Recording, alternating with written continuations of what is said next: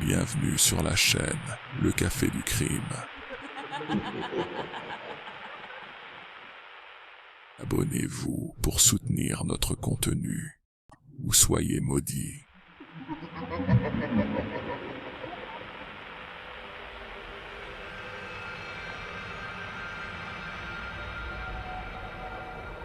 En avril 2011, une famille entière s'évapore. Agnès, la mère, et ses 4 enfants, Arthur, Thomas, Anne et Benoît, volatilisés. C'est ça.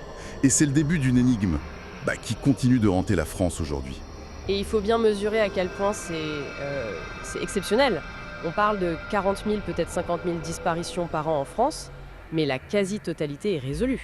Oui, ce sont des fugues, Exactement. Alors qu'une famille de 6 personnes qui disparaît d'un seul coup, c'est un signal d'alarme immédiat. Ça ne ressemble à rien de connu. Ça hurle que quelque chose de terrible s'est produit. C'est ça. Dès le départ, on sent que ce n'était pas une fugue, c'est un crime potentiel. Et au centre de tout, il y a le seul qui manque à l'appel. Le père, Xavier Dupont de Ligonnès. Voilà. Aujourd'hui, on va vraiment se plonger dans les sources. Ces mails, les témoignages, les rapports d'enquête, pour essayer de comprendre. Pas seulement raconter les faits, mais vraiment déconstruire l'image qu'il a passé sa vie à bâtir. C'est ça. Voir les fissures, et puis la spirale qui l'a mené à l'impensable. C'est une exploration de la psychologie d'un homme qui a érigé une façade parfaite, celle du père de famille respectable. Notre but, c'est de comprendre comment et pourquoi cette façade s'est non seulement fissurée, mais a explosé de la façon la plus destructrice qui soit. Alors commençons par les fondations de cette façade. Xavier Dupont de Ligonnès, il naît en 1961 à Versailles. Le décor est planté. Famille d'aristocrates, pieuse, très conservatrice. On le décrit comme le fils parfait, doux, aimant. Mais derrière cette image, l'éducation est d'une rigidité extrême. Il y a cette anecdote qui dit tout. Ah oui, Chaque soir, son père lui donne 10 secondes, montre en main, pour résumer sa journée. et ça, c'est pas anodin du tout. Cette contrainte, elle forge chez lui un style d'expression pour le reste de sa vie. Direct, factuel, presque militaire. C'est vrai. On retrouvera cette structure dans les milliers de mails qu'il enverra plus tard. C'est une discipline de la parole qui, peut-être, cache déjà une difficulté à exprimer ses émotions, son chaos intérieur. Il apprend à présenter une version ordonnée de la réalité, même quand elle ne l'est pas. C'est exactement ça. Et si le père, lui, incarne l'ordre, la mère, Geneviève, c'est tout autre chose. Elle incarne un mysticisme plus que déroutant. Très dévote, elle se persuade de recevoir des messages divins sur la fin du monde. Elle finit par créer son propre groupe de prière, l'Église de Philadelphie. Une sorte de secte, en fait, on peut le dire, où elle est la prophétesse. Xavier et ses sœurs grandissent là-dedans, dans la peur d'une apocalypse imminente. Il faut bien comprendre, le climat psychologique, ce n'est pas juste une ferveur religieuse, c'est une ambiance. Fanatique et morbide. L'enquête révélera d'ailleurs plus tard un signalement pour dérives sectaires, des rituels très étranges. Oui, il y a cette histoire de 1995. En 1995, oui, le groupe se réunit pour attendre la fin du monde et sa propre sœur est désignée pour porter un sauveur. C'est dans ce bain de croyances extrêmes que Xavier est formé. Il apprend en fait que des récits extraordinaires peuvent supplanter la réalité. Et pour compléter ce tableau familial déjà bien chargé, il y a la grande trahison. La trahison du père. Voilà, malgré le nom, les apparences, la famille n'a pas d'argent. Le père, Hubert, est un très mauvais gestionnaire. Il accumule les dettes. Et en 1979, il disparaît. Il abandonne tout le monde, femmes, enfants, pour refaire sa vie en Côte d'Ivoire, en laissant derrière lui toutes les ardoises. L'impact sur Xavier est fondamental. Ah oui, ça c'est une clé. Il dira plus tard que pour lui, l'abandon et le suicide sont les actes de la plus grande lâcheté. Cette conviction va devenir une clé de voûte de son identité. Mais c'est une contradiction terrible, non ? C'est toute la question. Comment un homme qui méprise autant l'abandon peut-il orchestrer la disparition ultime ? C'est ce paradoxe qui est au cœur du personnage. D'ailleurs, à l'adolescence, il semble vouloir fuir tout ça. Complètement. Il devient un bad boy, charismatique, populaire. Il attire les amis, les filles. C'est là qu'il rencontre Agnès Audanger. Elle aussi issue de la bourgeoisie versaillaise. Et c'est le grand amour. Le grand amour, mais on voit déjà poindre une forme d'instabilité chez lui. Sur un coup de tête, pendant des vacances, il la plaque pour une mannequin allemande. Agnès est publiquement humiliée. Cet acte montre déjà une chose. Ses désirs personnels passent avant tout. Et puis, après cette rupture et un licenciement, il part réaliser son fantasme, l'Amérique. Avec son meilleur ami, Michel Rétif. Il vit une vie de liberté, hors des règles. C'est là qu'il forge sa propre légende personnelle. Et ce n'est pas juste un voyage, c'est la naissance de sa conviction qu'il peut créer sa propre réalité. Le trafic de voitures qu'il monte pour se financer, c'est déjà l'ébauche de son scénario final pour la DELA. C'est ça. C'est une fiction complexe pour masquer une réalité sordide. En fait, il s'entraîne toute sa vie à être un personnage. Exactement. Et quand il rentre en France, le destin lui offre le rôle parfait. Il recroise Agnès. Et elle est dans une situation terrible. Elle est enceinte d'un autre homme qui l'a abandonnée. C'est le déshonneur total dans leur milieu. Et là, Xavier, il endosse le costume du sauveur. Il l'épouse et reconnaît l'enfant, Arthur, pour laver l'affront. On pourrait croire que c'est un geste d'amour, mais c'est bien plus que ça. Il ne l'épouse pas, il la sauve. Ah oui, Il se place d'emblée dans une position de supériorité morale et psychologique. Et ce statut de sauveur, il ne le lâchera plus jamais.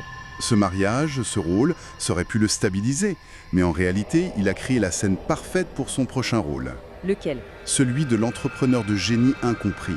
Et comme toute pièce de théâtre, celle-ci avait besoin de financement. C'est là que tout bascule. Oui, parce que ces projets d'entreprise, ils échouent les uns après les autres. Mais il reste absolument persuadé de son intelligence supérieure, de son génie. Et là, il y a l'héritage d'Agnès qui arrive. Près de 350 000 €. Une bouée de sauvetage. Il la convainc de tout investir dans son grand projet, la route des commerciaux, un site internet pour VRP. Sauf que l'argent n'est pas investi. Il est flambé. C'est ça. Ils commencent à vivre comme s'ils étaient déjà riches, avant même d'avoir le moindre revenu. L'héritage part en fumée. Des voyages, une installation ratée en Floride, des voitures. C'est la chronique d'un naufrage annoncé. Et tout ça est alimenté par l'illusion de grandeur de Xavier. Évidemment, le projet ne décolle pas. Xavier s'enferme, s'entête et il délaisse complètement Agnès. Elle se retrouve seule, déprimée. Et à partir de 2004, elle commence à se confier sur des forums internet. Et ce qu'elle écrit est terrifiant. C'est plus que terrifiant, ce sont des bouteilles à la mer. Elle écrit « Je suis malheureuse, je suis en manque de tout ».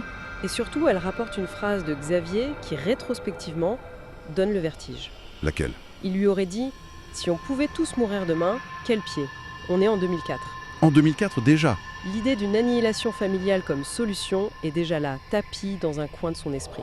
La situation du couple se dégrade encore quand Agnès a une liaison, purement virtuelle, par webcam. Xavier le découvre en 2005 et quitte le domicile. Officiellement, c'est à cause de l'infidélité. Mais les sources montrent autre chose. La vraie raison, c'est qu'Agnès venait de refuser de lui donner les derniers 46 000 € de son héritage. Et la suite est un manuel de manipulation psychologique. Il la harcèle de mails, il envoie des amis la raisonner pour la faire culpabiliser. Le point d'orgue, c'est cette lettre ouverte qu'il la force à envoyer à tous leurs proches. C'est incroyable ça. Dans cette lettre, elle s'accuse de tous les maux et le présente lui comme le mari magnanime qui pardonne. C'est lui qui l'a écrite, bien sûr. Il la détruit pour mieux la contrôler. C'est d'un cynisme absolu. Il ne se contente pas de la dominer, il la force à être l'instrument de sa propre humiliation publique. Et pendant ce temps, les dettes s'accumulent. Il doit de l'argent à tout le monde. Les taux se resserrent. C'est là qu'il joue sa dernière carte. En 2009, il renoue avec un amour de jeunesse, Catherine, qui est devenue une riche femme d'affaires. Il lui fait miroiter un projet fumeux et lui emprunte 50 000 €. C'est le point de non-retour financier. Il flambe l'argent, ne rembourse rien. Et Catherine, contrairement à Agnès, ne se laisse pas faire. Non.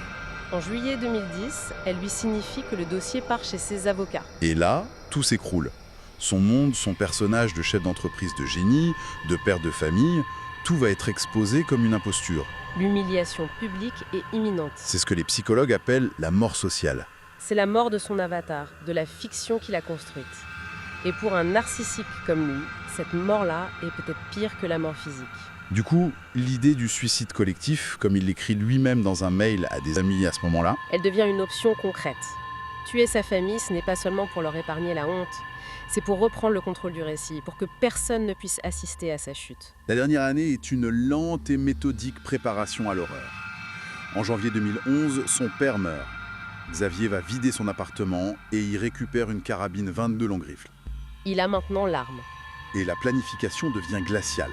Il s'inscrit à un stand de tir. On remarque son calme, sa précision. Il se renseigne sur les silencieux. Il y a aussi ce repas de famille. Oui, où il demande nonchalamment comment font les chasseurs pour transporter du gibier sans laisser de traces. La réponse est simple, des bâches. Ils collectent les informations et les outils de leur propre extermination, tout en continuant de jouer le père de famille. La dissociation est totale. Début avril 2011. Il passe à la phase active. En quelques jours, il rassemble méthodiquement l'arsenal du parfait fossoyeur. Pelle, ciment, sac à gravat. Et surtout, des sacs de chaux vives. Chaque achat est un pas de plus vers l'irréversible. Il n'est plus dans la menace, il est dans l'exécution. Le 3 avril, c'est le dernier repas au restaurant. L'ambiance est festive, il commande du bon vin. Il offre à ses victimes un dernier festin.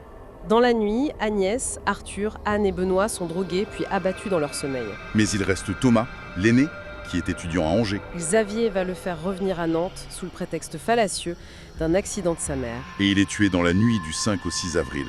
Son dernier message connu, envoyé à un ami, c'est peut-être la chose la plus tragique de toute cette affaire. Oui, À minuit, il écrit « Je regarde Midnight Express avec mon père ». cette phrase, c'est le sceau de l'horreur absolue. Cette normalité feinte quelques instants avant de tuer son propre fils, c'est presque insoutenable. Une fois le massacre achevé, sa méticulosité ne faiblit pas. Non, il met en scène la disparition. Il prévient les écoles, les employeurs, il invente une gastro, puis une mutation soudaine en Australie. Il utilise les portables des victimes pour envoyer des SMS et rassurer les proches, en imitant le style de chacun.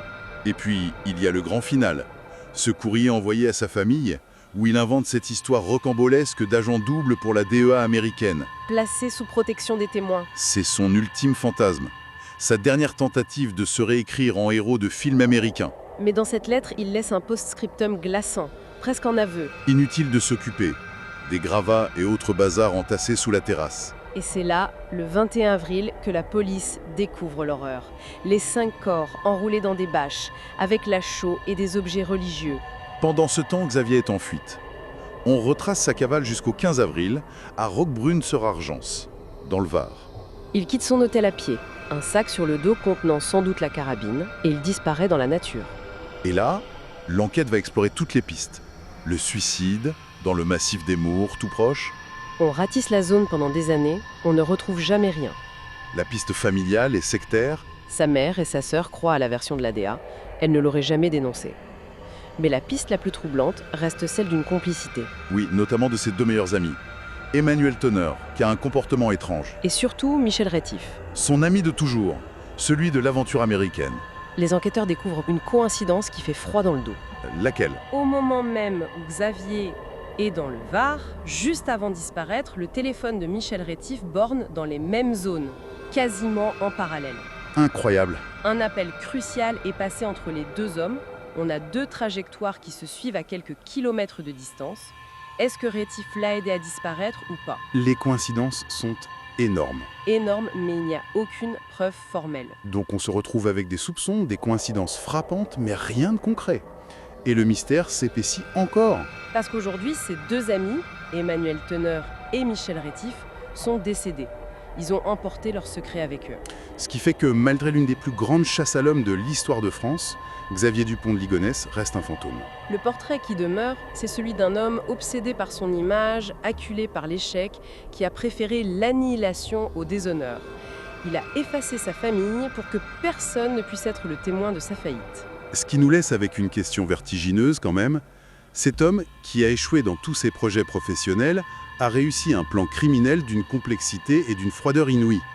La question n'est donc peut-être pas de savoir s'il était un raté ou un génie, mais si son seul véritable talent, son seul génie autoproclamé, n'a finalement trouvé à s'exprimer que dans la planification de la destruction.